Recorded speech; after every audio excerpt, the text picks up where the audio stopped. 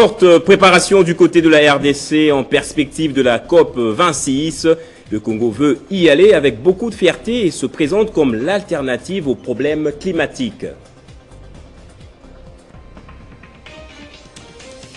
Remise et reprise ce vendredi à la Commission électorale nationale et indépendante entre Denis Kadima et Corneille Nangaa. Le processus irréversible enclenché depuis la semaine dernière est donc arrivé à terme sans accroche malgré les critiques de l'opposition.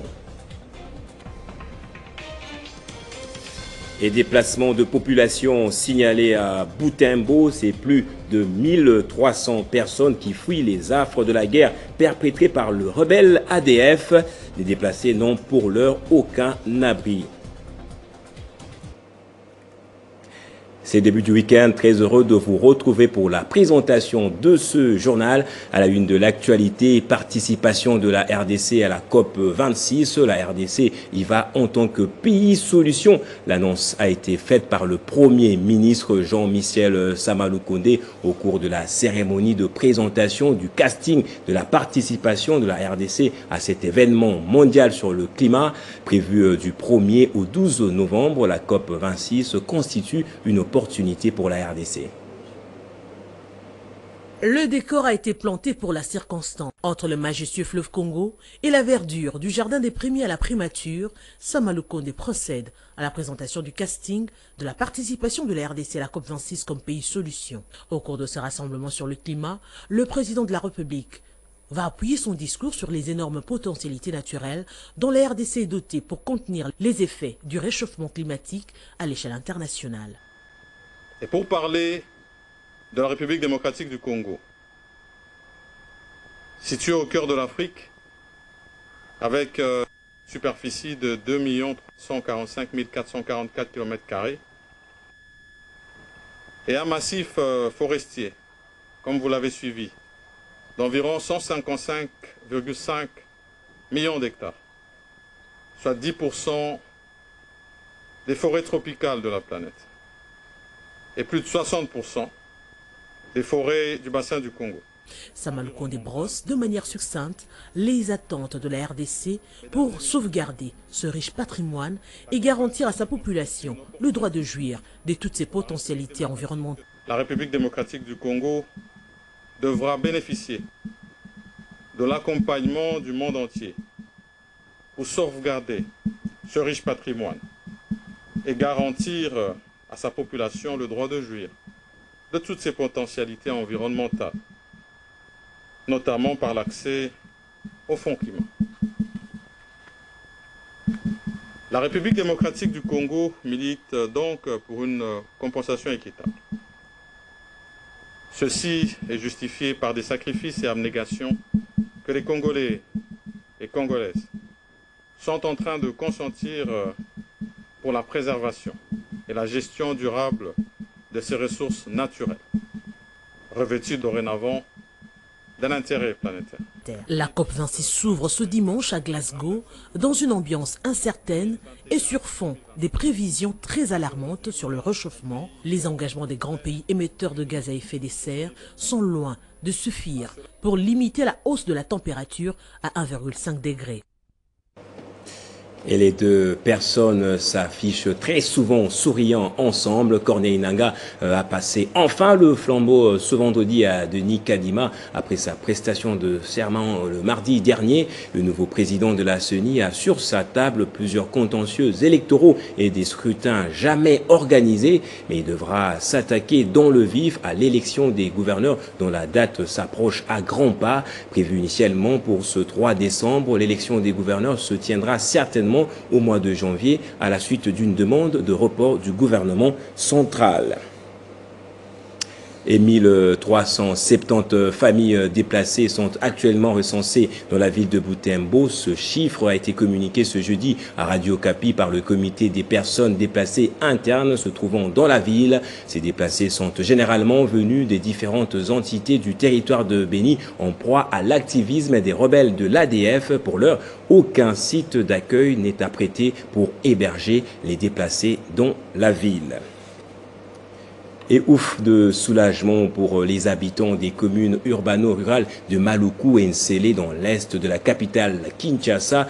20 000 ménages auront bientôt de l'eau potable. L'annonce a été faite lors de la descente qu'a effectuée dans cette partie du pays François Roubota, ministre d'État en charge du développement rural. Ce projet rentre dans le cadre du programme du gouvernement qui veut mettre fin à la souffrance de la population dans le secteur d'eau.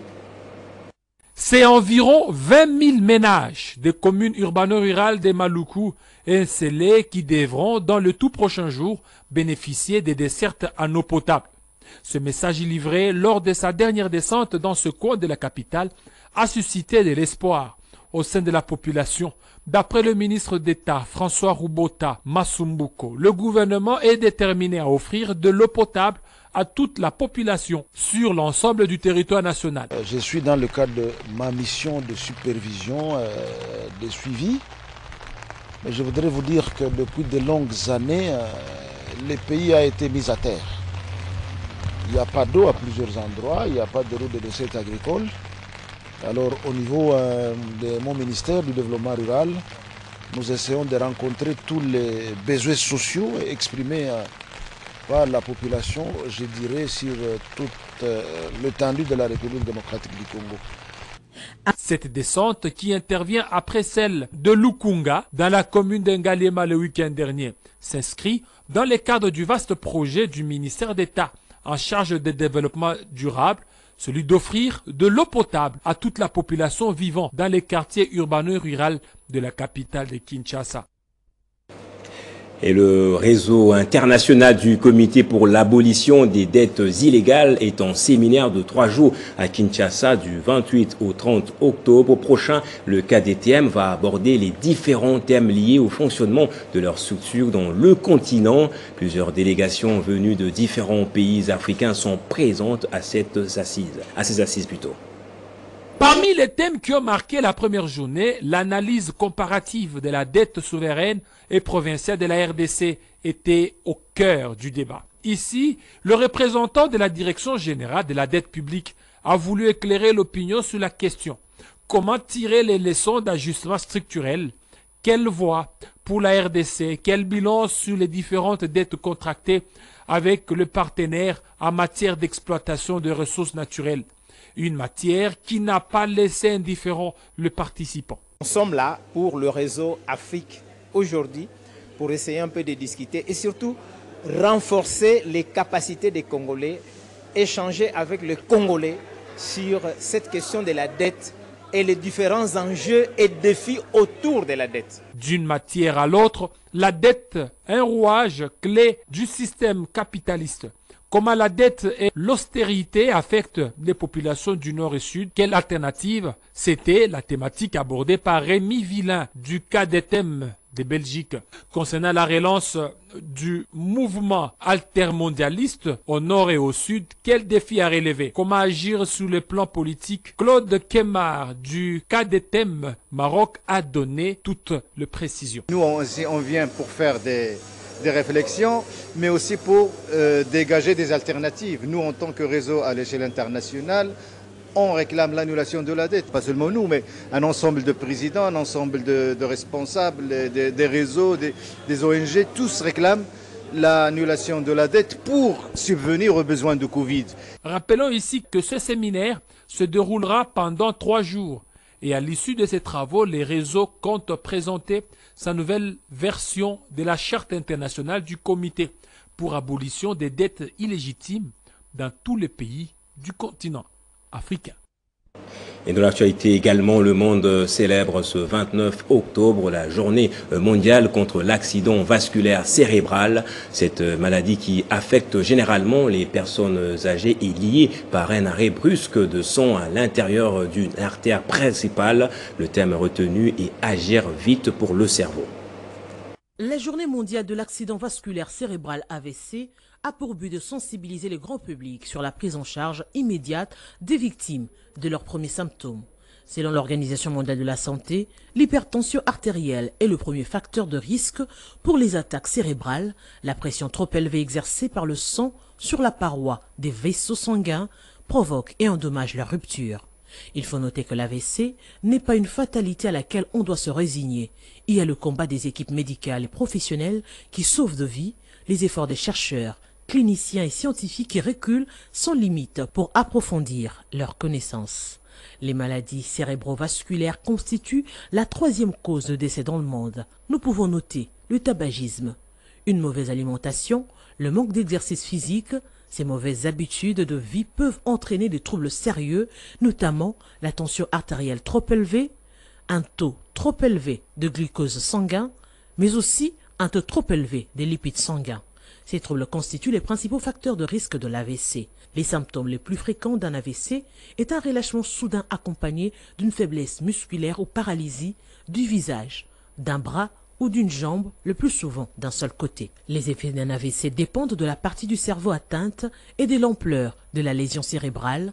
Un AVC peut toucher une partie du corps, mais il peut aussi paralyser complètement un côté ou entraîner une mort subite dans le cas les plus graves. En vivant sainement, on peut dès le jeune âge éviter que ce facteur de risque ne s'installe et finisse par occasionner un AVC. Pour cela, il est essentiel de retenir les recommandations suivantes. Arrêtez de fumer, faites de l'exercice physique au moins pendant une demi-heure par jour, mangez au moins 5 portions de fruits et légumes par jour et limitez la consommation de sel à moins d'1 cuillère à café par jour. Et les membres du rassemblement de démocrates tshisekédistes ont envahi les rues de la ville de Mbuji-Mayi ce vendredi pour apporter leur soutien à la candidature de Eric Ngalula Ilunga, l'un des cadres de l'UDPS en course pour le poste de gouverneur au Kasaï oriental. Ils dénoncent par la même occasion la dictature que certains tentent d'imposer dans leur rassemblement. C'est un soutien de taille que vient d'obtenir Eric Ngalula Ilunga, l'un des candidats de l'Union pour la démocratie et le progrès social en course pour le gouvernorat du Kasaï oriental.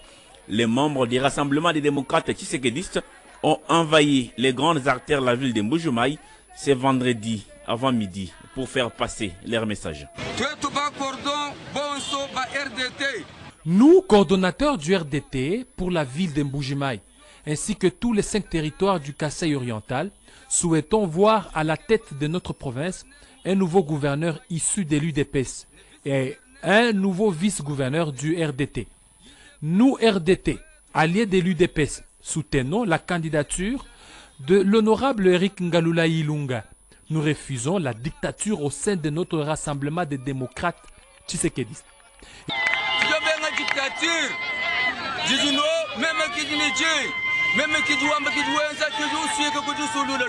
Et nous soutenons aussi le sénateur Odi Ilunga, Sivouila, pour tout le travail qu'il a abattu pour l'implantation du RDT au Kasaï oriental. Nous saluons également la détermination de nos 5 députés provinciaux. Et le sénateur Ogi Ilunga, justement, en sa qualité d'initiateur du RDT, tente sur terrain de rassembler les troupes pour éviter tout malentendu.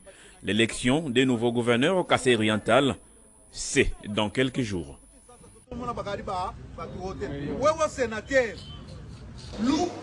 Et en Afrique, l'étau se resserre autour du Soudan après le coup d'État militaire. Le Conseil de sécurité des Nations Unies a exigé dans une déclaration laborieusement discutée, mais finalement unanime, le rétablissement d'un gouvernement de transition dirigé par des civils, exprimant ainsi sa vive préoccupation face à la prise de pouvoir militaire.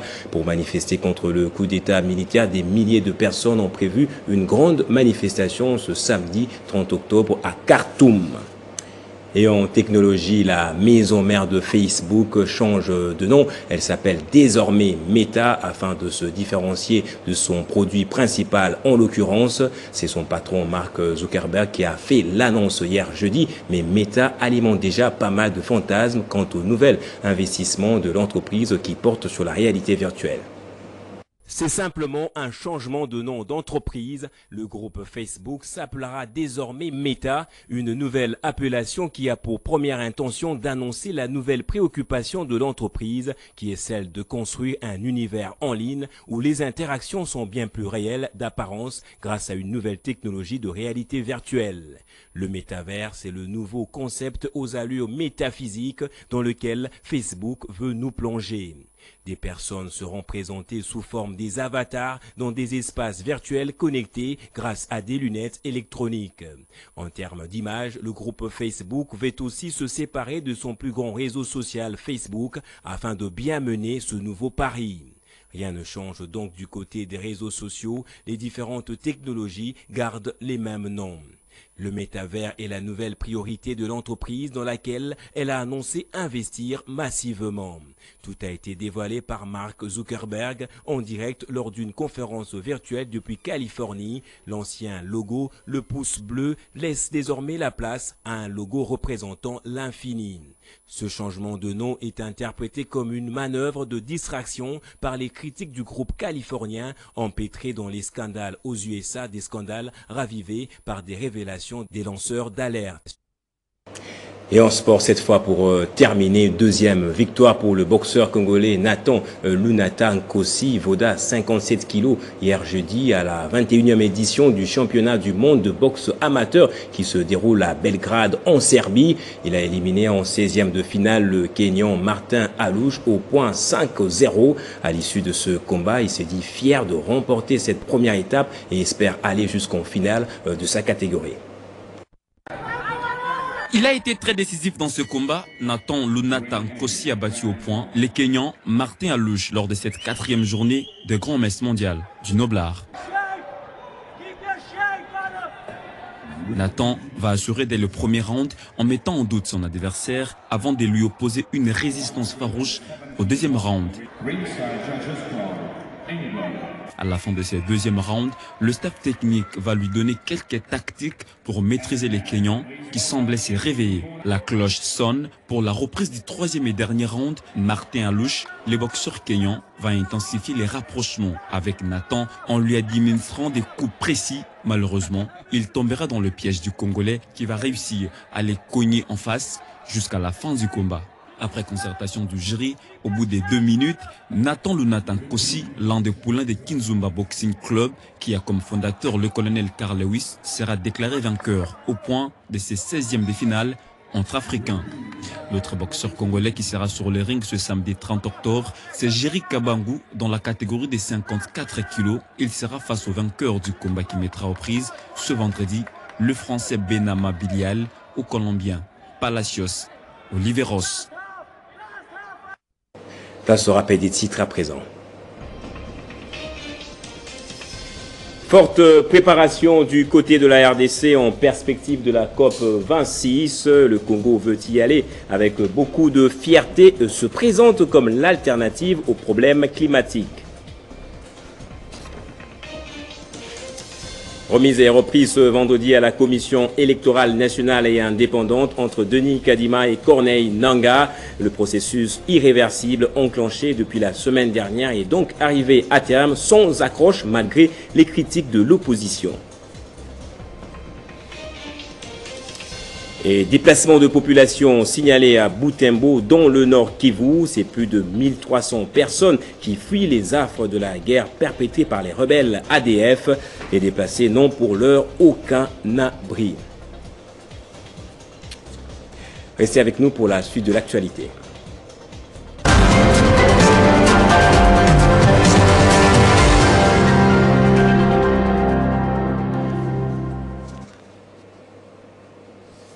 Et voilà, bienvenue à vous si vous nous rejoignez, place à la revue de presse. Et c'est avec Jenny Kayembe qui fait son entrée de l'autre côté du studio. Jenny Kayembe, bonjour et bienvenue à vous. Bonjour Gaëtan Kouba-Bouandi, bonjour à tous. Et commençons par ce sujet, processus électoral. Nangaa passe la main à Denis Kadima. Effectivement, la page Nangaa est tournée. La CENI a maintenant un nouveau président, c'est Denis Kadima, dont la candidature a été largement contestée par les parties prenantes au processus électoral.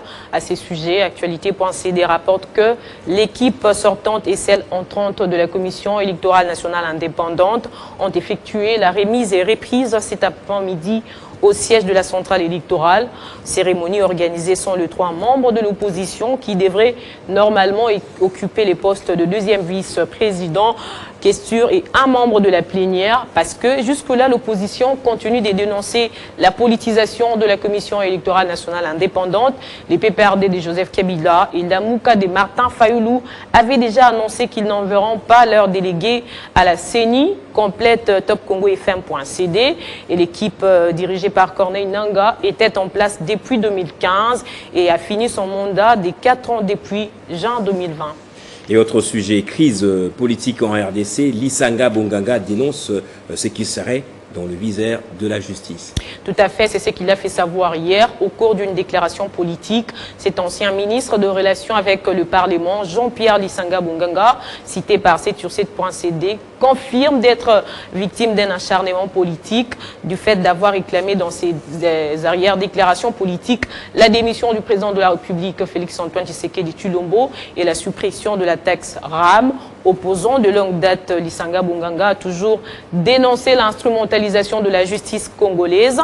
Zadinews.net, lui, revient sur sa dernière sortie médiatique datée du 24 septembre dernier, à laquelle il dénonçait l'instrumentalisation de la justice dans l'objectif de réduire l'opposition au silence. À haute voix, l'ex-ministre fustige ce qu'il qualifie ainsi des montages judiciaires visant à les faire taire. Et pour terminer, les médias et sites parus ce matin se sont aussi intéressés à la disparition de Sindika Dokolo. Oui, c'est vendredi. Cet homme d'affaires congolais totalise 1 an depuis qu'il a quitté la terre des hommes. Certaines personnes parlent d'une disparition tragique des Sindika Dokolo. Ce dernier avait trouvé la mort à l'âge de 48 ans, rappelle alternance.cd. La mort l'avait surpris pendant qu'il était en train de pratiquer une forme de plongée sous-marine basée sur l'interruption volontaire de la ventilation, précisément à Dubaï. Cet homme d'affaires avait un faible pour les œuvres d'art africains dont il était un grand collectionneur. Sindika Dokolo était le mari de la fille de l'ancien président angolais Isabel dos Santos, complète les sites. Dans les dernières années, sa vie, il a donné sa vie à l'affaire politique congolaise et a lancé un mouvement citoyen dénommé les Congolais debout. Fils d'Augustin Dokolo, l'homme d'affaires zaïrois, célèbre pour avoir créé la première banque privée du pays. Ses avoirs et ceux de son épouse avaient été gelés provisoirement depuis 30 décembre 2019 par les tribunaux de Luanda à la suite des graves accusations d'achat frauduleux et des actions notamment de l'opérateur téléphonique de la société pétrolière portugaise. Merci Jenny Kayemé pour cette présentation. Merci à vous autant. Merci à vous tous également de votre fidélité. Vous pouvez voir et revoir ce journal sur notre chaîne YouTube Banamboka Congo.